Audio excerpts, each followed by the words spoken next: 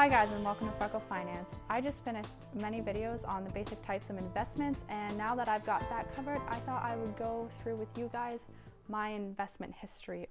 So all my investments are entirely in ETFs. I mentioned this in my bond video. I don't have any bonds. I will eventually get bonds, but for now everything is all in ETFs.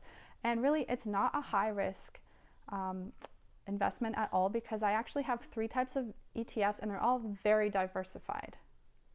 So I'm actually about to list you which three ETFs that I have. I am in no way recommending that that's what you should get. Please do your research. I am not here to tell you what to buy. I'm here to give you the knowledge to go on and discover for yourself how you should handle your investments.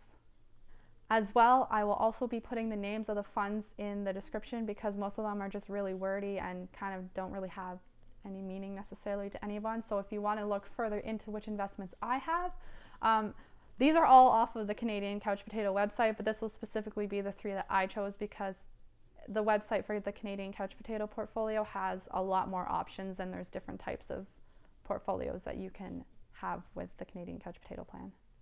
So for the first one, it's an iShares ETF, and I'm not going to go over the name of it. I will put it below, as I said, just because it's basically a bunch of letters, but the stock or the ticker symbol is XEF if you want to look further into it. So what I liked about this ETF is it has over 2,500 European, Asian, kind of those countries. They have stocks diversified within all of those countries, so it's well diversified. That's a lot of stocks to have, and the MER fee for this one was 0.3%. So it's still, it's quite high for an ETF. However, it's actually quite low for that type of ETF. This is an international ETF, although it was purchased on the Toronto stock market, so it's in Canadian dollars, but it is a well diversified stock and it's non-Canadian. So my second ETF is the Vanguard FTSE Canadian All Caps ETF.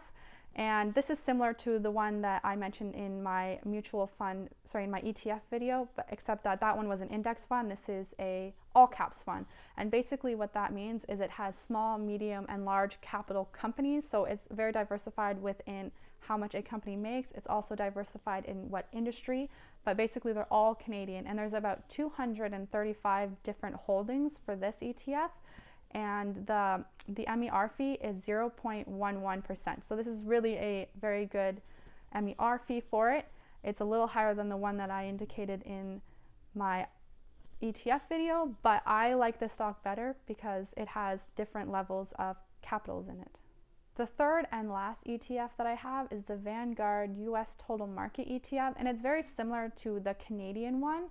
The Canadian ETF that I have, except it's American. So it has all different sizes of capital, and it's diversified well over industries.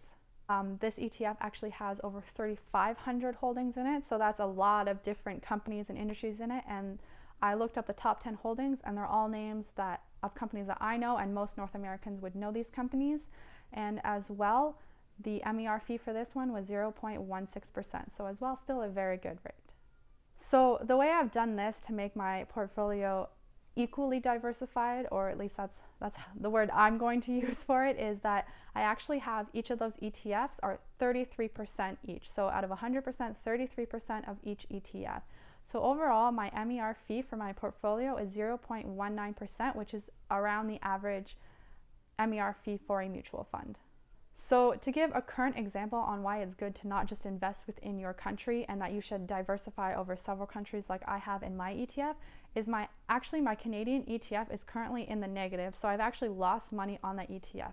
Now, I'm not too worried about it. I know given time it'll go up. Right now the Canadian dollar is not doing that well, so that's probably part of the reason why this one's not doing well. But my other two, my European one and my US one, are doing really well, and it's making up for the fact right now that the Canadian one is not doing so well. So you need to diversify, because just because one country is doing good doesn't mean another country is doing good. So as well as over industry, it's very important that you have diversification over several countries.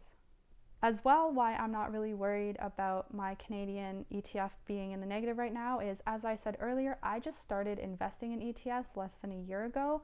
So I mean, it's likely, that it's going to go down because I haven't put that much new money in. It hasn't had that much time to compound on the interest. So when it goes down, it's a little harder at the beginning than it is later on when you've already made good money off that ETF. Now, I made money off of my mutual funds before I ever put money into ETFs as well. So I am nowhere close to being negative at this current point. And as well, this is a well diversified Canadian ETF. So really, as soon as the Canadian dollar and economy goes up a bit, that that ETF will go right back up with it. So that's basically my history on how I got into investing, what I've invested in so far.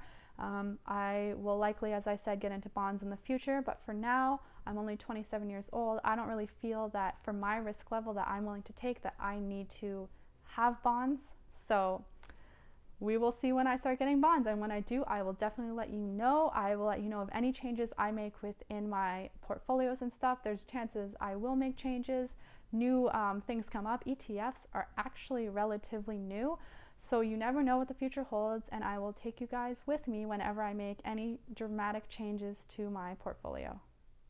If you guys find these videos interesting and informative and you want to learn more, please click subscribe, as I will be uploading videos every Monday, Wednesday, and Friday. Have a good day. Bye.